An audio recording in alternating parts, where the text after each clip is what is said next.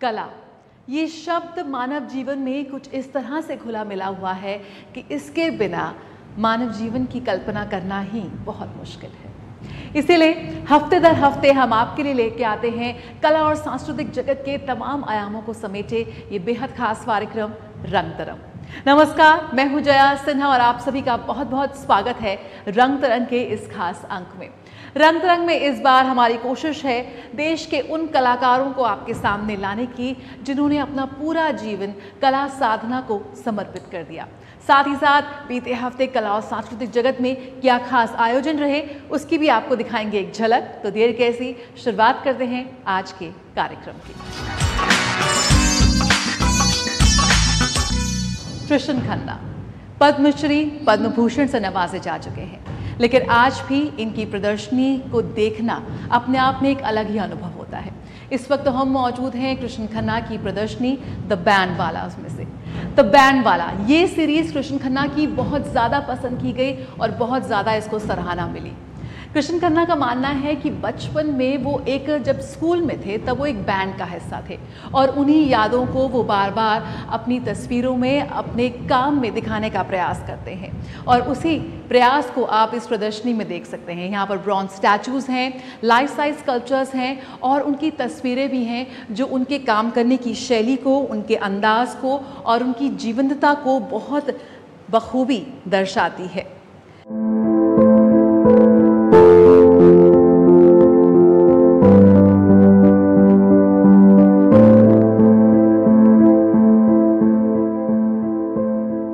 जीवन और कला दोनों के प्रति अथक उत्साह रखने वाले कृष्ण अब भी सृजनरत हैं। आयु महज एक संख्या है, इस उक्ति को सही साबित करते ये कलाकार अपनी कृतियों में विभाजन से लेकर महामारी तक समकालीन भारत के इतिहास को पिरोता है और उसे चरितार्थ करता है। उनका कहना है कि कला सिर्फ चेहरे या किसी चीज की तस्वीर बना देना नहीं है, ये अंतरात्मा का मंथन है जो बेहद जरूरी है।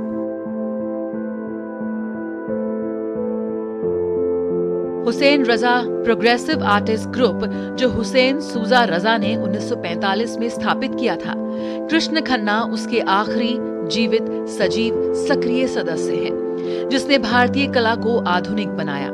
कृष्ण खन्ना एक शैली चित्रकार और एक कथाकार जो समय के टुकड़ों से छवियों को बुनते और गढ़ते हैं।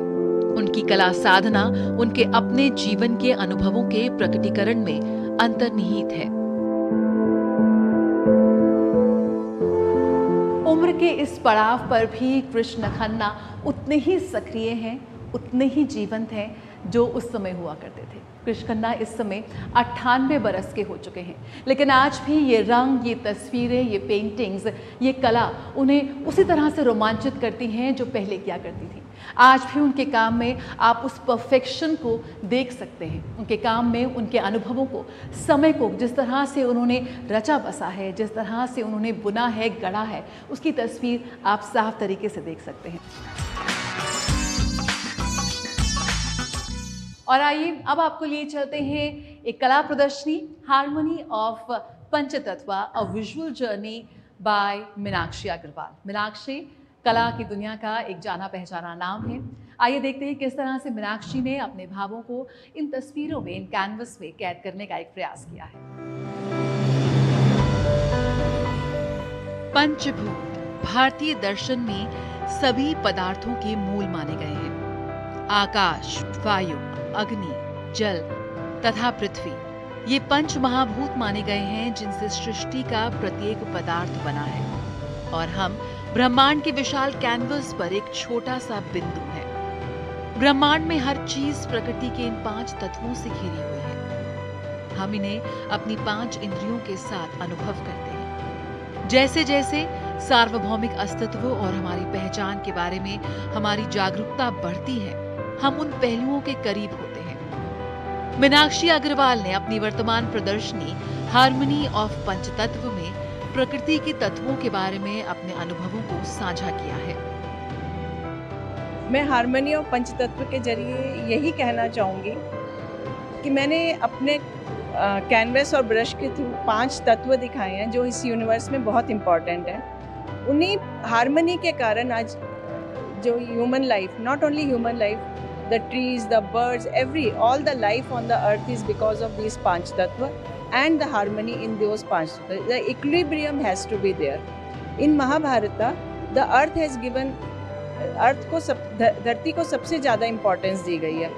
तो मैंने अपने ब्रश और कैनवस पे धरती के ही बहुत सारे स्वरूप दिखाए हैं, जिसमें धरती में खनिज है, धरती के ऊपर पेड़ पौधे हैं, धरती के अंदर जड़ें हैं, और धरती एक रॉ धरती है जिसके अंदर कोई ऑर्गेनिक मैटर नहीं है. और मैंने अपना इंडियन फोक आर्ट के थ्रू मैंने बर्ड्स और एनिमल्स दिखाए हैं, उनको भी मैंने अपने आर्टिस्टिक टच से एक नया स्वरूप दिया है.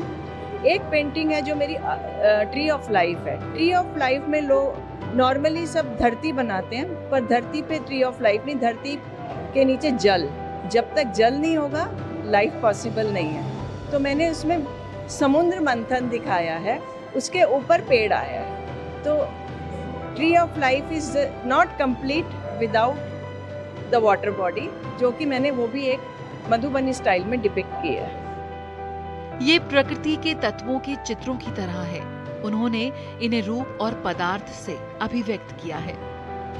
चित्रों में आप हिमालय और सह्याद्री पर्वत श्रृंखलाओं को, आकाश, अंतरिक्ष और धरती को मीनाक्षी के अंदाज में देख सकते हैं. I feel happy to participate this exhibition and seeing this all colors. It is put us in good impression to know about the traditional in India and their habits and their colors and their painters and their artists. It's message to all the world about this is the arts. It's not need visa to come from person to person. It's come from heart to heart. उनकी रचनाएं संवेदनशीलता से विशाल ब्रह्मांड के हिस्से के रूप में स्वयं को उनकी समझ से उभरती हैं. पंच तत्व के सामंजस्य को मीनाक्षी इस श्रृंखला में बहुत अच्छी तरह से तलाशती और सामने लाती है. Jaya Sinha, TD news, Delhi.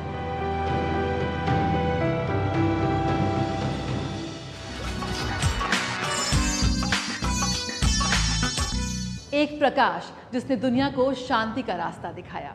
एक विचार जिसने सत्य और अहिंसा को मानवता का सबसे ताकतवर हथियार बताया. एक आदर्श जिसने समानता और स्वतंत्रता के बीज बोए. मोहनदास करमचंद गांधी, महात्मा गांधी, जिनके विचार आज भी उतने ही प्रासंगिक हैं जितने उस वक्त थे. आज भी हम उनका उतना ही सहृदयता से अनुसरण करते हैं जितना उस वक्त करते थे. 2 अक्टूबर गांधी जयंती पर देश भर में ढेरों कार्यक्रमों का आयोजन किया गया. आइए देखते हैं उसकी एक झलक. रघुपति राघव राजा राम पतित पावन सीताराम सीताराम. एक प्रकाश जिसने दुनिया को शांति और सौहार्द का रास्ता दिखाया. एक विचार जिसने सत्य और अहिंसा को मानवता का सबसे ताकतवर हथियार बनाया.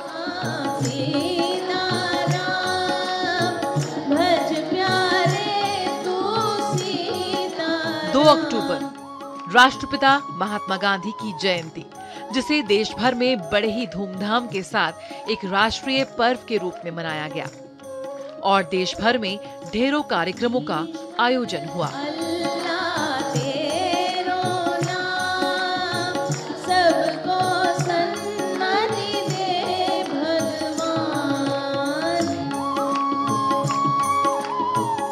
गांधी जयंती के अवसर पर भाग्यम आर्ट एंड आइडियाज संस्था द्वारा गांधी लीला का आयोजन किया गया.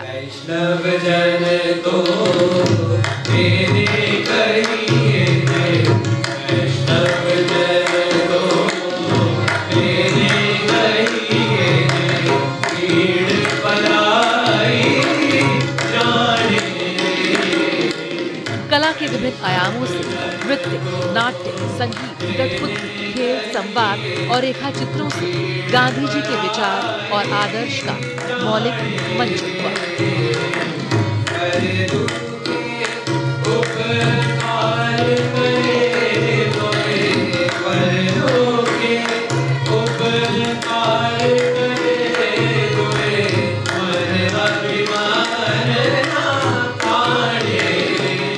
हर वर्ग, हर उम्र के दर्शकों तक, लोगों तक गांधी के विचार पहुंचे, इसलिए कला के विभिन्न माध्यमों का प्रदर्शन किया गया।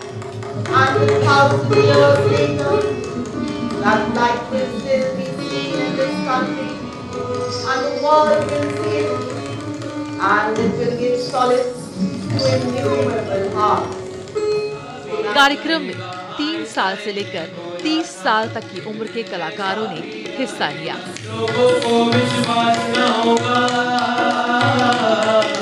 लोगों को विश्वास न होगा, गांधी जैसा भी ना कोई।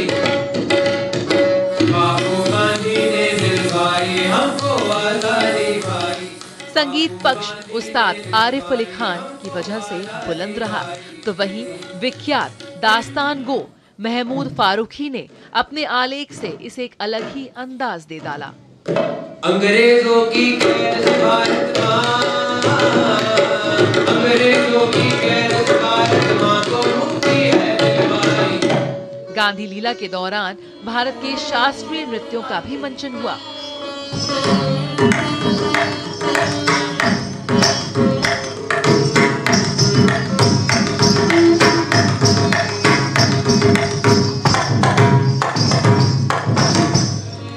स्वर्णिमा कुंडू ने भरतनाट्यम नृत्य में बापू का प्रिय भजन वैष्णव जन तो तेने कहिए प्रस्तुत किया। वैष्णव जन तो तेने कहिए, पीड़ पराई जाने दे। तो वहीं आकाश मलिक और मयूख भट्टाचार्य ने भी अपनी शास्त्रीय नृत्य प्रस्तुति से सभी का मन मोह लिया।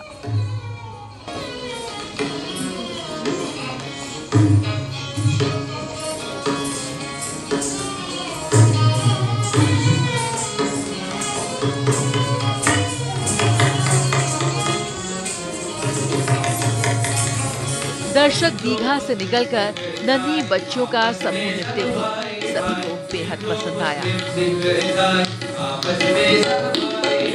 सर्वधर्म संभावी सच है,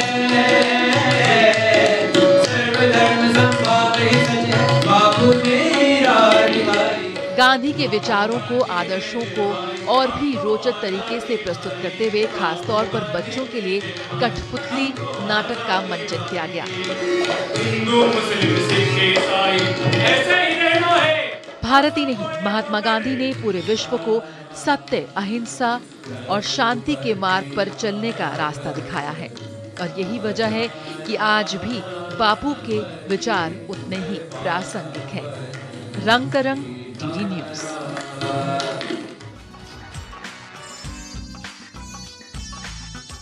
और आइए आपको लिए चलते हैं अब रंगमंच की दुनिया में। अपना घर बार छोड़, अपना गांव छोड़ युवा रोजगार की तलाश में शहर भागते हैं। फिर एक वक्त आया जब इन युवाओं ने वापस अपने घर जाने की सोची। रिवर्स माइग्रेशन इसे कहा गया। लेकिन जब ये युवा, ये प्रवासी वापस अपने घर लौटे तो किस तरह की स्थिति पैदा हुई? इन तमाम आयामों को, इन तमाम मुद्दों को उठाता है नाटक अपना अपना आकाश। आइए आपको दिखाते हैं इसकी एक छोटी सी झलक। 90 साल उम्र में भी हम सब में काम हम पे करन पड़। जाने माने रंगकर्मी सुरेश नौटियाल और दिनेश बिजलावन द्वारा लिखा गढ़वाली नाटक अपड़ो अपड़ो सर का हाल ही में राजधानी दिल्ली में मंचन किया गया। इसका निर्देशन किया सुप्रसिद्ध रंगकर्मी हरि सेमवाल ने।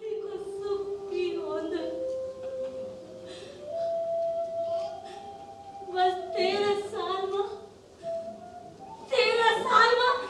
रात पड़ाने को भी तैयार।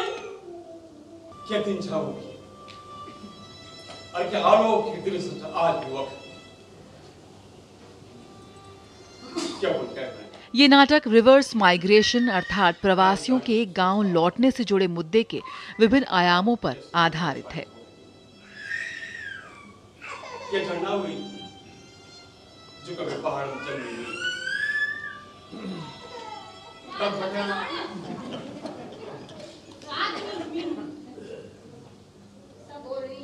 ये नाटक वर्तमान पर्वतीय जनजीवन का सूक्ष्म कोलाज और भविष्य की चिंताओं का दर्पण पेश करता नजर आया। मेरे को एक सुंदर खान बनान छाय मरण के लिए दिया ही वापस है जो कहीं कहीं ये प्रवासियों की अनंत पीड़ा का उद्वेग चित्र भी था।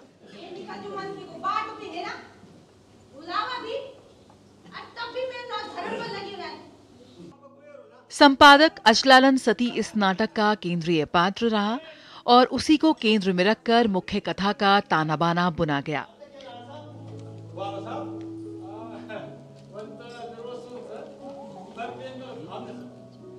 वो तमाम युवक जो अपने गांव लौटना चाहते हैं।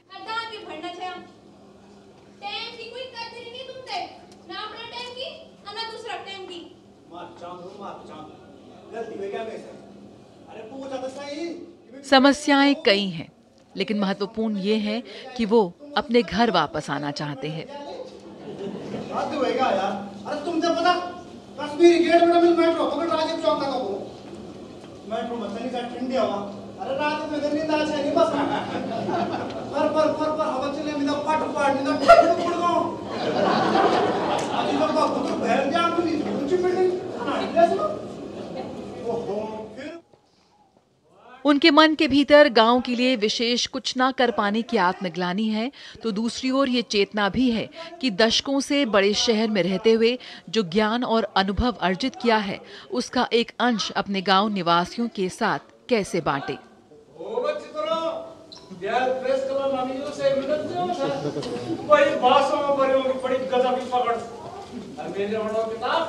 क्लाइमेट क्राइसिस की भाषा ठीक करना जिम्मा भी अपना सर्टिफिकेट उड़ाना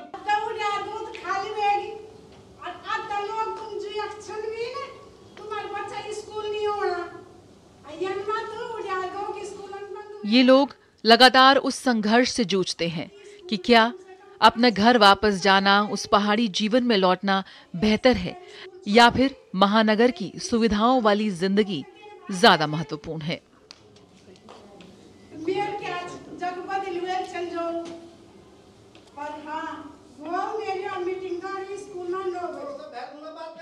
पात्रों के संवाद पहाड़ी जीवन के चलचित्र दिखाते नजर आते हैं और गारे का बिंब पूरे नाटक को एक अलग ही धरातल पर ला खड़ा करता है। तुम्हारी बात ना बहुत कष्ट पहुंचा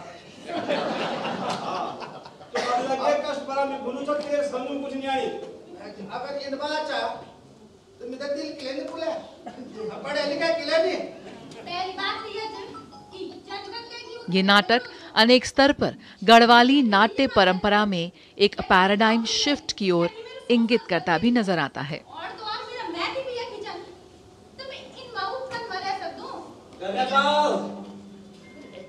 रंग तरंग डीडी न्यूज।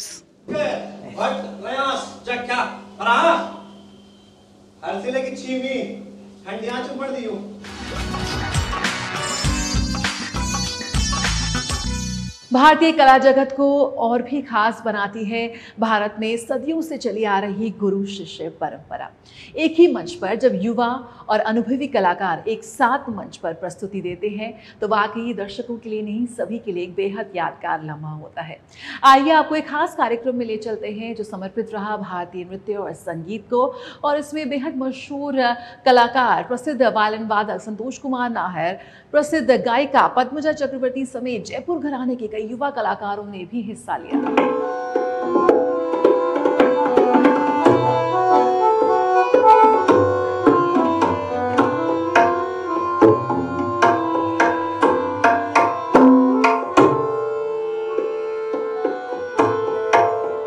प्रसिद्ध गायिका पद्मजा चक्रवर्ती द्वारा स्थापित वेणु हेरिटेज का शुरू से ही ये प्रयास रहा है कि एक ही मंच पर युवा और वरिष्ठ पीढ़ी के कलाकारों को ससम्मान प्रस्तुत किया जाए।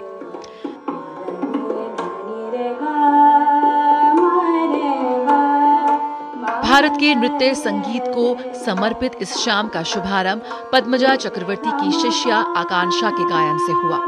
आकांक्षा ने राग पुरिया धनाश्री में विलंबित और द्रुत ख्याल की प्रस्तुति करने के बाद एक दादरा तुम बिन नींद न आए की भी सुरीली प्रस्तुति की।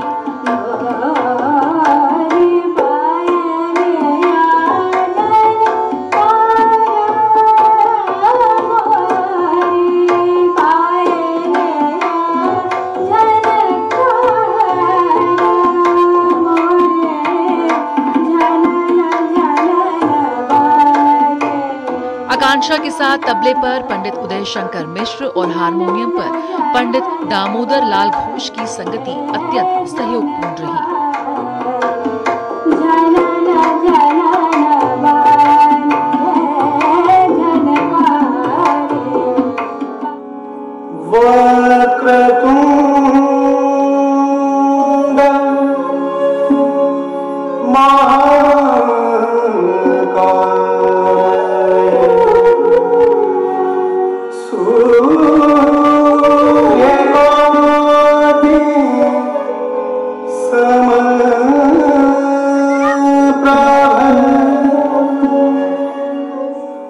मुंबई से आई जयपुर घराने की युवा कथक नृत्यांगना श्रेष्ठा त्रिपाठी ने गणेश वंदना से अपने कार्यक्रम का शुभारंभ कर गणेश के विभिन्न रूपों का सुंदर प्रदर्शन किया।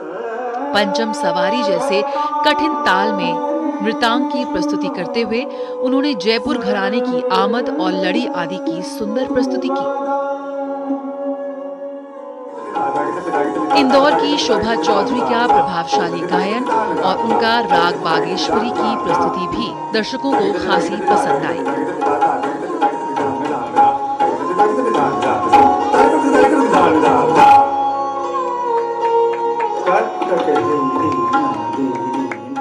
इन कलाकारों ने गुरु शिष्य परंपरा का एक बेहद खूबसूरत उदाहरण पेश करते हुए दर्शकों का मन मोह लिया। रंग तरंग, TD news.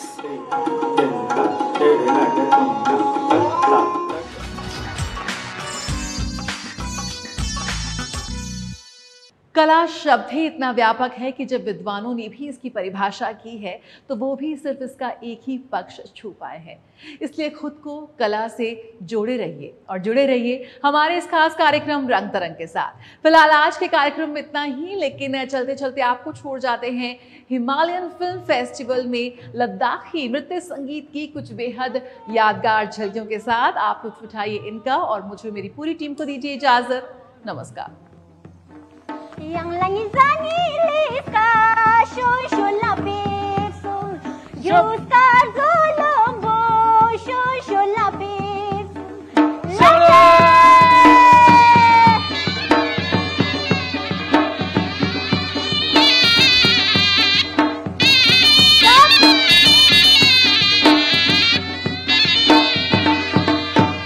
Mendo ki dam de hala chi dam Mento ki dam de ala sir